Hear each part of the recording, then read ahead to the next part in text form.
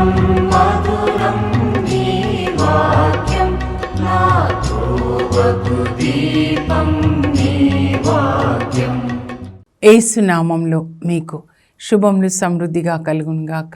మధురం నీ వాక్యం అనే కార్యక్రమానికి స్వాగతం.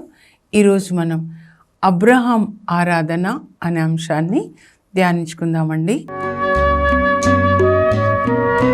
మధురం మధురం నీ వాక్యం నా త్రోవకు దీపం నీ వాక్యం.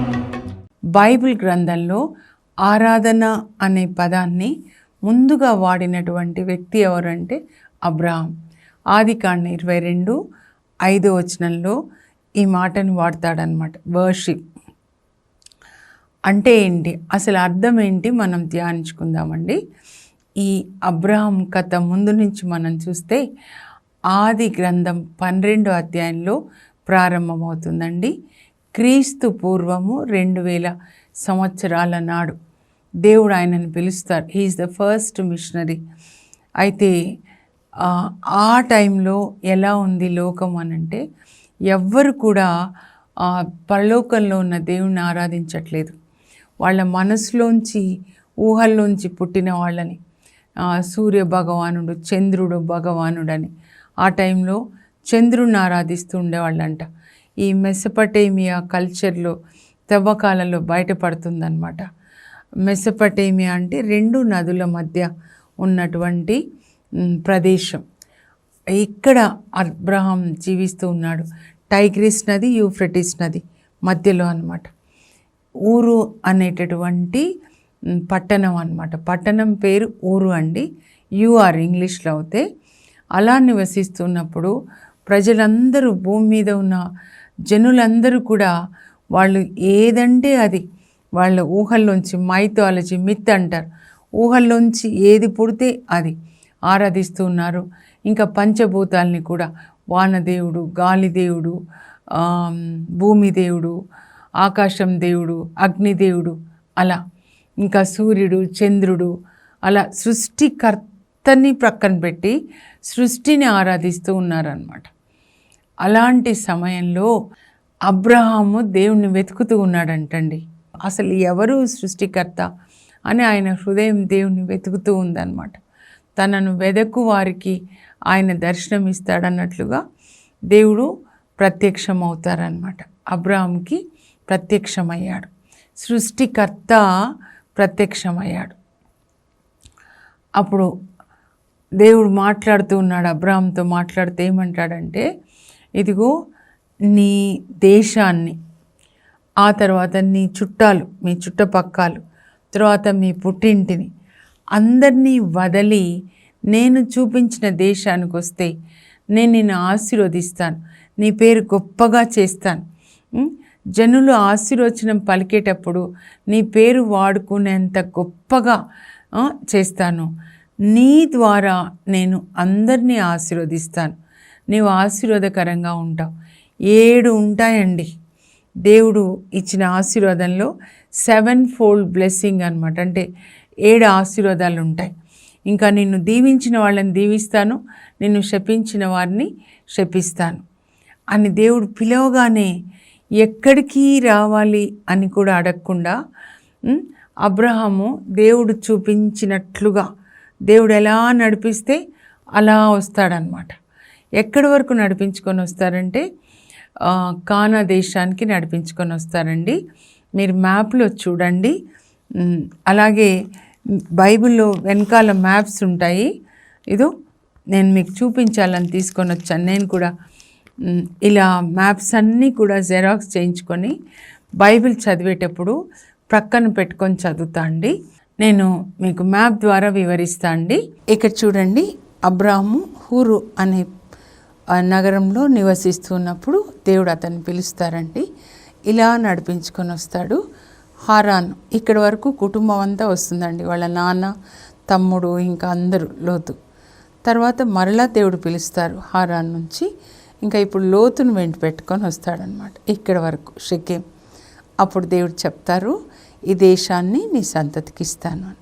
అలా విధేయిస్తాడండి. అప్పటి కానా దేశం ఇప్పుడు ఇజ్రాయెల్ దేశంగా అబ్రాహాం పిల్లలు అనుభవిస్తూ ఉన్నారు. ఇప్పుడు చూశారు కదా, హూరు నుంచి దేవుడు ఆయనను నడిపించుకొని హారాన్ వరకు వస్తాడు ముందు. ఎందుకంటే ఆయన బయలుదేరగానే వాళ్ళ నాన్నకి 3 కొడుకులు అనమాట, అబ్రహాము, హారాను, నాహోరు. వీళ్ళ కుటుంబం గురించి మనకు తప్పకుండా తెలియాలండి. ఎప్పుడైతే దేవుడు ఆయనను పిలుస్తారో కుటుంబం, జాయింట్ ఫ్యామిలీ అందరూ బయలుదేరుతారు. అయితే 2వ కొడుకు మరణిస్తాడు. అబ్రహాం తర్వాత పెద్ద తమ్ముడు హారాన్, లోతు వాళ్ళ నాన్న అనమాట. ఆ తర్వాత ఇంకా 3వ కొడుకు నాహోరు. అందరూ కలిసి హూరు నుంచి బయలుదేరి ఒక చోట నివాసం ఏర్పరచుకుంటారు. ఆ చోటకే వాళ్ళు హారాను అని పేరు పెడతారు. ఎందుకంటే ఆ రోజుల్లో ఇక్కడ మనుషులు ఉంటే మళ్ళా మనుషులు కనపడాలంటే కొన్ని 100 మైళ్ళు అనమాట.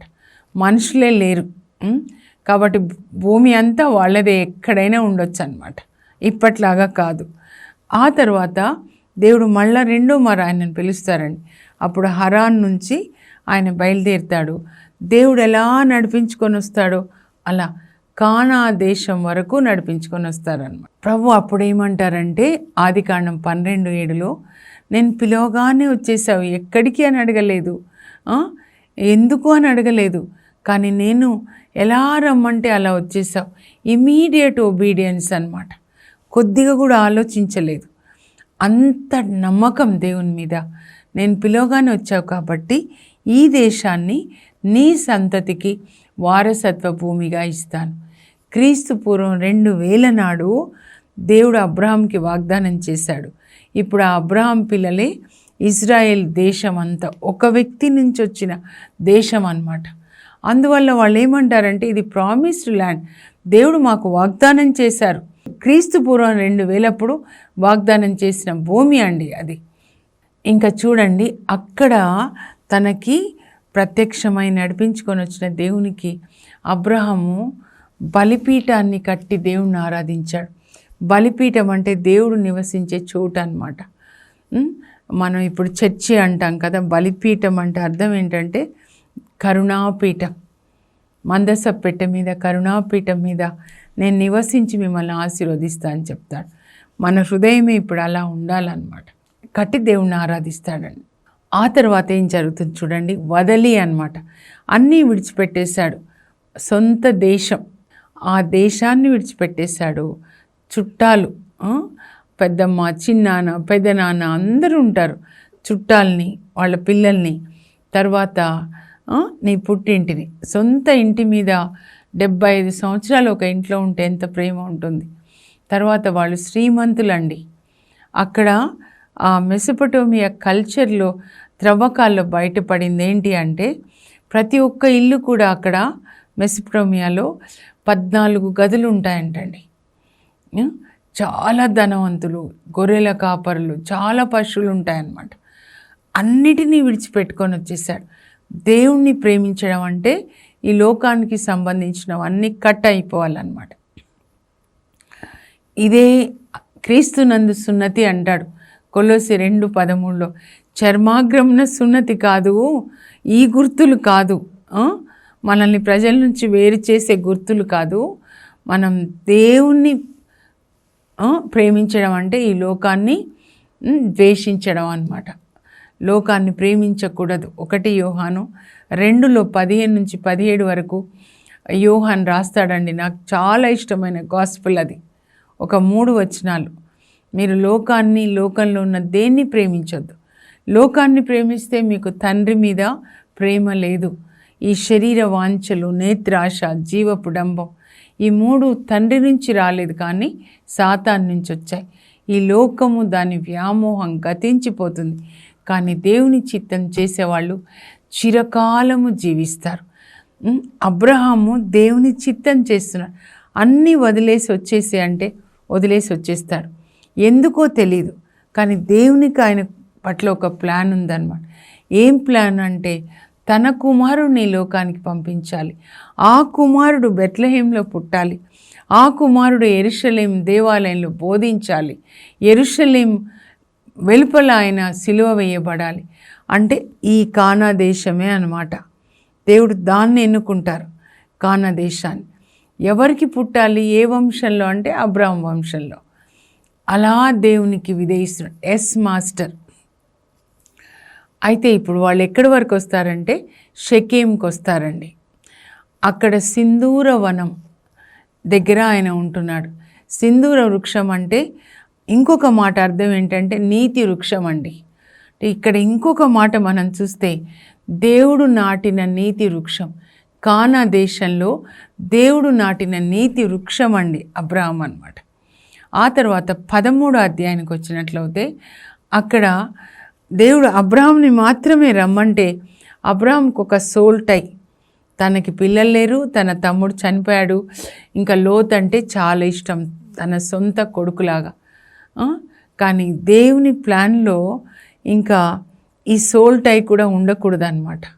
దేవుణ్ణి చేయి పట్టుకున్నప్పుడు ఇంకా మిగతా వాళ్ళ చేతులు అట్లా పట్టుకోకూడదు, ఆ అటాచ్మెంట్ ఉండకూడదు అనమాట. కొంతమందికి కొన్ని అన్హోలీ సోల్ టైస్ ఉంటాయండి. నేను చూసినంత వరకు పెళ్ళైన తర్వాత తల్లి కొడుకునే అంటి పెట్టుకొని ఇంకా కోడలతో ఉండనివ్వకుండా అనమాట. లేకపోతే ఈ దైవజనుడిని అంటి పెట్టుకొని ఉంటారు. మన కొరకు సిలువలో మరణించింది యేసుప్రభు, ఆయనని అంటి పెట్టుకోవాలి. భర్తను కూడా ఆయనతో అంటు కట్టాలి. ఆయన ద్రాక్షావల్లి, మనం కొమ్మలు. మనం ఎవరిని అంటి పెట్టుకోవద్దండి.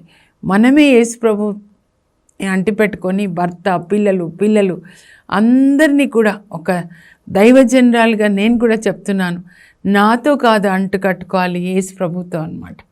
అబ్రహాం నుంచి లోతుని వేరు చేయాలని దేవుని యొక్క ప్లాన్ అన్నమాట. అందువల్ల వాళ్ళు అబ్రహాం పని వాళ్ళకి గొర్రెలు కాచుకుంటారు కదా కాపర్లు, లోతు పని వాళ్ళకి పోట్లాట.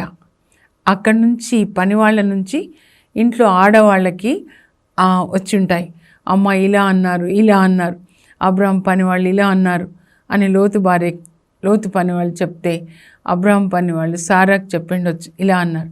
ఇంకా అత్త కోడళ్ళు మూతి ముడుచుకొని ఉంటారనమాట, బయటికి కాదు కానీ లోపల. సో అబ్రహాం గమనిస్తాడు పని వాళ్ళ ద్వారా ఎలా కుటుంబంలో ఐక్యత డిస్టర్బ్ కాబోతుంది. గమనించి అది పెద్ద తుఫాన్ కాకముందే సమాధాన పడాలని కొడుకుని లోతుని తీసుకొని పొలానికి వెళ్ళి మధ్యలో నిలబడి ఆదికాండం 13:8 అండి. ఈ వాక్యము చాలామందిని తాకునుగాక. మనం అయిన వారము కనుక మనలో మనం పోట్లాడుకోకూడదు, రక్త సంబంధం పోట్లాడుకోకూడదు, సమాధానంగా విడిపోదాం. హృదయంలో కోపము కక్ష పెట్టుకొని విడిపోకూడదు, మంచి సమాధానంతో విడిపోదాము. నానా నేను పొలం మధ్యలో ఉన్నాం ఇద్దరము, నువ్వు ఇటువైపు తీసుకుంటే నేను ఇటువైపు తీసుకుంటా, నువ్వు ఇటు తీసుకుంటే నేను ఇటు, చెప్పు ఏది కావాలంటే. లోతు 2 చూస్తాడండి, ఇటు చూస్తాడు. ఇటువైపు మంచి సోదోమ గుమర్రా వైపు బాగా నీటి వనరులు, బావులు, నీటి కాలువలు ఉంటాయి, పంటలు బాగా పండుతాయి, నేను ఇది తీసుకుంటా పెద్దనాన్న. అది ఆయనకి బెనిఫిట్గా ఉందన్నమాట. పంటలు బాగా సరే అని అబ్రహాం ఇంటికి వచ్చేసి ఇంకా కొడుకు, కోడలు, మనవరాళ్ళు పంపిస్తూ ఉంటే నేను అనుకుంటా సారా అడిగి ఉంటుంది, ఏంటండి ఎక్కడికి వెళ్తున్నారు అంటే వాళ్ళు అటువైపు వెళ్ళిపోతున్నారు, తోడుగా ఉంటారు అని తెచ్చుకుంటారు, వృద్ధాప్యంలో వాళ్ళు వెళ్ళిపోతున్నారు. చాలా పెయిన్ఫుల్గా ఉంటుంది. కానీ దేవుని పిలుపులో కొన్ని ఫ్రెండ్షిప్ని, కొన్ని బంధాలని మనం తెంచుకోవాల్సి, దేవుడే తెంచేస్తారండి. ఎవరిని అంటు పెట్టుకోకూడదు. దేవుడు మనల్ని వాడుకోవాలని ఆయన మనల్ని పట్టుకున్నప్పుడు ఆయన చేతిలో ఉండాలి, ఇంకొకరిని మనం పట్టుకొని ఉండకూడదు. ఆయన ఎక్కడికి నడిపించుకొని పోతే అలాగే పేతురు, పౌలు, అపోస్తులు, తోమా వారు ఇక్కడికి వస్తారు. ఇప్పుడు ఇక్కడ రెండోది అనమాట, లోతుతో దేవుడు మరి సోల్ టై కట్ చేస్తారనమాట. మన జీవితంలో ఇవన్నీ జరుగుతాయండి. ఎవరినైనా ఎక్కువగా ప్రేమించామంటే వాళ్ళని ప్రక్కకు తీసేస్తారనమాట. ఆ తర్వాత ఇప్పుడు ఇంకా 16వ అధ్యాయానికి వచ్చినట్లయితే ఈ సారాకి ఒక ఆలోచన అండి. అప్పుడప్పుడు సాతాను కూడా కలుపు చల్లుతాడు కదా, 75 సంవత్సరాలప్పుడు దేవుడు వాగ్దానం చేశారు, ఆకాశంలో నక్షత్రాలాగా ఉంటారు మీ పిల్లలని. ఇప్పుడు 85 సంవత్సరాలు వచ్చేసాయి నా భర్తకి. నా వయసు కూడా అయిపోయింది, పిల్లల్ని కనే వయసు. ఇంకా పని పిల్లలాగా తెచ్చుకుంటారు. ఆదికాండం 12లో కరువు వచ్చినప్పుడు ఐగుప్తుకు వెళ్తారు, వచ్చేటప్పుడు పని పిల్లని తెచ్చుకుంటారనమాట. హగార్ ఆమె వెనుక పడి ఉంటుంది, నాకు ఎవ్వరు లేరంటే పోన్లే అబ్రామ్ అని ఉంటాడు, సారా నీకు అది సాయం చేస్తుంది తెచ్చుకో అని. సో సారా దాసిలాగా ఉంటుంది అనమాట, సహాయం చేస్తూ. ఇప్పుడు ఆ అమ్మాయి చూస్తే వయసులోకి వచ్చేసింది, 20-25 పెళ్ళి, మంచి వయసు, యవ్వనము. సాతాను ఎట్లా కలుపు చల్లుతాడు చూడండి, నీ వయసు అయిపోయింది కదా, ఈమెతే మంచి వయసులో ఉంది, పిల్లల్ని కానొచ్చు, ఈమె ద్వారా అయినా కూడా నీ భర్త వంశం కొనసాగుతుంది అని భర్తకి ఇచ్చి పెళ్లి చేస్తుందండి. పెద్ద త్యాగమే చేస్తుంది, కానీ పెద్ద పొరపాటు చేసింది. అందువల్లనే ఇప్పుడు ప్రపంచ యుద్ధాలు అన్నమాట. ఆమె పిల్లలు, సారా పిల్లలు ఇస్సాకు, ఇస్రాయేల్ ప్రజలు, మరి హగార్కి పుట్టిన ఇష్మాయిల్, అరబ్లకి మధ్యలో అన్నమాట. ఆమె గర్భవతి అవుతుంది, తర్వాత కొడుకుని కంటుంది, ఇష్మాయిల్ అన్నమాట. ఇష్మాయిల్ని కంటుంది. ఇంకా తర్వాత 21వ అధ్యాయం వరకు మనం వచ్చినట్లయితే దేవుడు సారా పట్ల కనికరం చూపిస్తారు. దేవుడు చెప్పిన సమయానికి సారా అబ్రహాంకి కొడుకుని కంటుంది. ఎంత సంతోషం! అబ్రహాంకి ఇప్పుడు 100 సంవత్సరాలు అన్నమాట. ఎంత సంతోషం అంటే, ఇంకా సారా అంటుంది, దేవుడు నాకు బిడ్డనిచ్చి నన్ను నవ్వుల తేలించారు, ఇది విన్నవాళ్ళు నాతో పాటు నవ్వుదురుగాక అని చెప్పి, ఇస్సాకు ఇంటికి ఆనందం అని చెప్పి ఇస్సాక్ అని పేరు పెట్టుకుంటుంది. ఇస్సాకు ఎప్పుడూ ఆనందమేనండి. మీరు ఆదికాండం 26లో చదివితే ఎక్కడున్న ఆనందం. ఇంకా ఫిలిస్తీ దేశంలో ఉన్నప్పుడు ఆయన విత్తనాలు వేస్తే 100 రెట్ల పంట వస్తుంది. అసలు ఫిలిస్తీ దేశంలో రిచెస్ట్ పర్సన్ అయిపోతాడు. ఫిలిస్తీన్లకి కన్ను కుడుతుంది, అసూయ పుడుతుంది, బావులన్నీ పూర్తి చేస్తారు మట్టి వేసి, కానీ పోట్లాడాడు. వాళ్ళు ఒక బావి పూర్తి చేస్తే ఇంకో బావి తవ్వుతాడు, అది పూర్తి చేస్తే ఇంకొక బావి. రాజుకు కూడా అసూయ పుట్టి, నువ్వు ఇక్కడి నుంచి వెళ్ళిపో, మొనగాడైపోయినావు, మా దేశానికి వచ్చాను వెళ్ళగొడతాడు. కానీ తర్వాత ఆ రాజే వస్తాడు, అమ్మో నీకు దైవ బలం ఉంది కనుక నీతో ఫ్రెండ్షిప్ చేసుకుంటాను, మంచిగా విందు ఇచ్చి ఇంకా మంచి అతిథి సత్కార్యాలు చేసి ఫ్రెండ్షిప్ చేసుకుంటారండి రాజుతో. ఫిలిస్తీ రాజు అనమాట, అబీమెలెకు రాజుతో.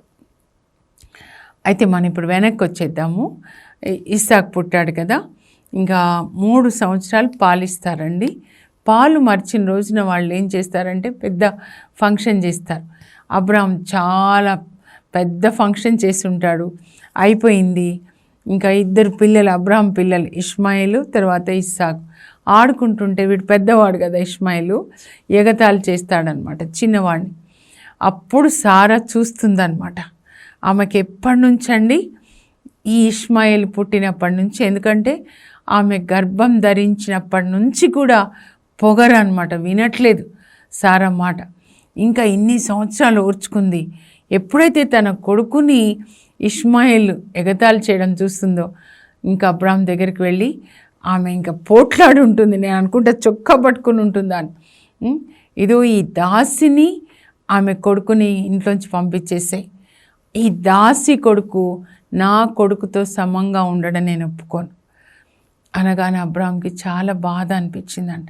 ఎందుకంటే ఇష్మాయిల్ అంటే చాలా ప్రేమ అని రాయబడి ఉందండి. 21 ఆదికాండం 21, 11, 12 ఇంకా మీరు చదివితే అప్పుడు దేవుడు మాట్లాడుతున్నాడు అబ్రామ్తో, నువ్వు ఆ దాసిని ఆమె కొడుకుని తలంచుకొని బాధపడకు, సారా చెప్పినట్లుగా పంపించేసేయి. కానీ దేవునికి గొప్ప ప్లాన్ ఉంది అబ్రామ్ విషయంలో, ప్లాన్ అన్నమాట. ఇస్సాక్కి పుట్టిన వాళ్ళ ద్వారానే వాళ్ళే నీ సంతతి వాళ్ళు అవుతారు.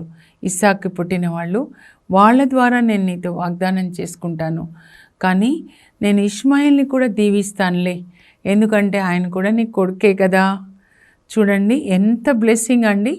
ఇష్మాయిల్ పిల్లలే కదా. ఈ అరబ్ వాళ్ళందరూ కూడా ఇప్పుడు ఇజ్రాయెల్ దేశం మీద పోట్లాడుతున్నారు. ఈ అరబ్బులు ఎంత ధనవంతులండి, అక్కడ ఇంకా పెట్రోలు డీజిల్, ఎంత రిచ్ పర్సన్స్ అండి. ఎందుకు వాళ్ళంత ధనికులంటే అబ్రాహం వల్ల వాళ్ళు ఆశీర్వదించబడ్డారనమాట. ఆ తర్వాత ఫైనల్ ఎగ్జామ్ అండి ఇంకా అబ్రాహాంకి, ఆదికాండం 22 అనమాట. దేవుడు మళ్ళా అబ్రాహాంని పరీక్షిస్తున్నాడు. Final exam. ఇదిగో అబ్రాహాము అని పిలుస్తాడు. అబ్రహాము, చిత్తం ప్రభా, నీ ఏకైక కుమారుని, నువ్వెంతో ప్రేమించే నీ ఏకైక కుమారుడు ఇస్సాకుని నాకు బలిగా అర్పించు, నేను చూపిస్తా కొండని మోరియా ప్రాంతంలో. అబ్రహాం వేకు అని అంటే పెందల కడనే లేచి ఇంకా 2 పని వాళ్ళని తీసుకొని గాడిద మీద కావాల్సినవన్నీ తీసుకొని బాబుని, కట్టెలు, నిప్పు అన్నీ తీసుకొని బయలుదేరుతున్నాడు. సారాతో చెప్పి ఉన్నాడు అనమాట. 2 రోజుల ప్రయాణం తర్వాత 3వ నాటికి ఆయనకి ఆ కొండ కనబడుతుంది. అక్కడ పని వాళ్ళతో ఏమంటాడు ఇప్పుడు చూద్దాం. 22:5 అండి. మీరు ఇక్కడే ఉండండి, నేను బాబు కొండ మీదకి వెళ్ళి దేవుణ్ణి ఆరాధించి తిరిగి వస్తాం. We will go up, we will worship the Lord and will come down. Worship ఏంటి ఇక్కడ ఆరాధన అంటే, దేవుడు ఏమడిగాడు, నీ కొడుకు నాకు బలిగా ఇవ్వని, అందుకోసం పైకి వెళ్తున్నాడు అనమాట. ఆరాధన అంటే దేవుని మాటకు విధేయత చూపించడం అండి. Obedience to the word of God అనమాట. ముందు నుంచి ఆయన విధేయిస్తూనే ఉన్నాడు కదా. ఇంకా అక్కడికి వెళ్ళిన తర్వాత బలిపీఠాన్ని కట్టి కట్టెలు పెంచి బాబు కాళ్ళు చేతులు 12 ఏళ్ళు కావచ్చు, చిన్నవాడు పిల్లవాడు అంటున్నారు కాబట్టి 10-12 సంవత్సరాల మధ్యలో కాళ్ళు చేతులు కట్టి బాబుని పడుకోబెట్టి పీఠం మీద, బలిపీఠం మీద కత్తి ఎత్తుతాడు. అప్పుడు దేవుడు మాట్లాడతారండి.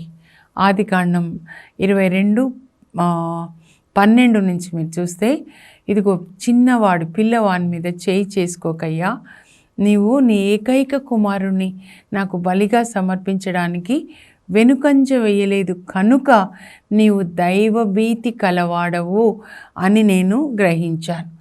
దైవభీతి అంటే దేవుణ్ణి గౌరవించడం అండి, వణకడం కాదు. దేవుని మాటకి విధేయించడం అన్నమాట. మనం దేవుణ్ణి ప్రేమించినప్పుడు ఆయన ఏం చెప్తే అది చేస్తాం. భర్తని చాలా ప్రేమిస్తే భర్త ఏం చెప్తే అది చేస్తారు కదా. అందుకే యేసుప్రభు అంటారు, మీరు నన్ను ప్రేమిస్తే నా ఆజ్ఞలు పాటిస్తారు. ప్రేమతో అన్నమాట. ఎంత ప్రేమ అంటే అప్పుడు దేవునికి మరి అబ్రాహాంకి మధ్యలో ఇస్సాకు వచ్చి ఉంటాడు. ప్రొద్దున్నే ప్రార్థించే అబ్రాహాము ఇస్సాకు పుట్టిన తర్వాత వాడు అప్పుడే లేస్తున్నాడు 3 గంటలకి, వాడితో ఆడుకుంటున్నాడు. దేవుడు అనుకున్నారు, నాకు అబ్రాహాంకి మధ్యలో నేను ఇచ్చిన ఆశీర్వాదం ఉండకూడదు, తీసేస్తానని. అప్పుడు అబ్రాహాం గెలిచాడండి ఆ పరీక్షలో. తండ్రిని విడిచిపెట్టు, ఆస్తిని విడిచిపెట్టు, పుట్టింటిని, దేశాన్ని, అయిపోయింది. లోతుని పంపించేస్తే అయిపోయింది, ఇష్మాయేల్ని పంపించేస్తే చివరి ఎగ్జామ్లో కూడా గెలుస్తాడనమాట. ఏమంటాడంటే దేవుడు ఇంకా ఆదికాండం 22:17-18 వచనాలండి, నేను ఎక్కువగా ఆశీర్వదిస్తాను, నా తోడు అని ఒట్టు పెట్టుకొని చెప్తున్నా అబ్రాహాము, నేను ఎక్కువగా ఆశీర్వదిస్తాను. నీ సంతతి ఆకాశ నక్షత్రాలు, సముద్రం ఇసుక రేణువులాగా విస్తరింపజేస్తాను. నీ సంతతి వారు శత్రు నగరములను వశం చేసుకుంటారు. ఇప్పుడు అదే కదా జరుగుతుంది. ఎవరు దాడి చేసినా, ఎన్ని కంట్రీస్ అయినా వీళ్ళు గెలుస్తారు, వాళ్ళ దేశాలని వశం చేసుకుంటారు అని చెప్తున్నారు. నీ సంతతి ద్వారా భూలోకంలో వంశాలన్నీ కూడా ఆశీర్వదించబడతాయి. అంటే లోకరక్షకుడు నా కుమారుడు నీ వంశంలో పుట్టి అందరికీ ఆశీర్వాదకరం. ఒక్క అబ్రహాం దేవునికి ఎస్ మాస్టర్ అని చెప్పడం వల్ల ఆయన అందరికీ ఆశీర్వాదకరంగా మారాడండి. ఇది ఆరాధన అన్నమాట. దేవునికి మనము విధేయించడం. మరియ తల్లి విధేయించారు, లోకరక్షకుడిని అందించారు. మోషే విధేయించాడు, వాళ్ళని విడిపించుకొని వచ్చాడు ఇజ్రాయేల్ ప్రజల్ని. అపోస్తులు విధేయించారు, ప్రపంచానికి సువార్త అన్నమాట. ఎంతగా మనం దేవునికి విధేయిస్తామో అంతగా ఆశీర్వాదకరంగా మారుతామండి. BS master. ఎంతగా మన శరీరాన్ని వాంఛలకి విధేయిస్తామో అంతగా ఒక శాపంగా మారుతాం. సొలొమోన్ రాజే ఒక ఉదాహరణ. మన శరీరం చెప్పినట్లుగా జీవించడం అలా కాదు. ఇతరులకి ఆశీర్వాదకరంగా మారాలంటే దేవుడు చెప్పినట్లుగా ఈ లోకాన్ని మనం ప్రేమించకూడదు. దేవుడు చెప్పినట్లుగా మనం ఈ లోకాన్ని ప్రేమించకుండా దేవుడు చెప్పినట్లుగా చేయడం అన్నమాట. అందుకే మనం బైబిల్ చదువుతూ దేవుడు ఏం చెప్పాడో దాన్ని చేయాలండి. అప్పుడు మన అనేకులకు ఆశీర్వాదకరంగా మారుతాం. అందుకే యోహాన్ 4:23-24 యేసు ప్రభు చెప్తారు, నిజమైన ఆరాధకులు ఆత్మలో సత్యంలో ఆరాధిస్తారు. నా తండ్రి కోరుకునేది, అభిలషించేది అలాంటి వాళ్ళని. అంటే ఆయన వాక్యం ప్రకారం జీవించడం. యేసు ప్రభు కూడా అలాగే తండ్రి చిత్త ప్రకారమే సిలువలో మరణిస్తాడనమాట. తండ్రి చిత్తం చేసినప్పుడు భూలోకం అంతా పరలోకంగా మారుతుంది. శరీర చిత్తం చేసినప్పుడు భూలోకం అంతా సాతాన్ రాజ్యం, అవినీతి, దుష్టత్వంతో నింపబడుతుంది అన్నమాట. ఈ సంవత్సరము మనం దేవుణ్ణి ఆరాధించే సంవత్సరంగా, పెదవులతో కాదండి, మన హృదయంతో, ఆత్మతో దేవుని వాక్యాన్ని మనం పఠించి పాటించి అబ్రహాం యొక్క పిల్లలుగా మనం కూడా ఆశీర్వాదాలు పొంది అనేకులకు ఆశీర్వాదకరంగా మారదాం. ప్రార్థన చేసుకుందాం. పరలోకపు మా తండ్రి, మీ పరిశుద్ధ నామమునకు స్తోత్రం కలుగును గాక. అబ్రహాం ఎలా విధేయించాడో ప్రభా, అలా మేము కూడా మీ మాటకి విధేయించాలి. అదే నిజమైన ఆరాధన. చివరికి మీరు అబ్రహాంని నా స్నేహితుడు అని పిలిచారు తండ్రి. అబ్రహాం ద్వారా ఈ లోకాన్ని దీవించారు. ఏదో లోకానికి ఒక బైబిల్ గ్రంథం వచ్చింది, లోకానికి ఒక మోషే, ఒక మరియ తల్లి ప్రభు, అపోస్తులునైన లోకరక్షకుడు పుట్టాడు తండ్రి. అలా విధేయించే హృదయాన్ని మాకు దయచేయండి. యేసు పరిశుద్ధ నామంలో అడుగుచున్నాం తండ్రి, ఆమెన్. దేవుని మాటకు లోబడి జీవించడమే ఆరాధన. ఆ కృప దేవుడు మనందరికీ దయచేదురుగాక. God bless you. Have a blessed day.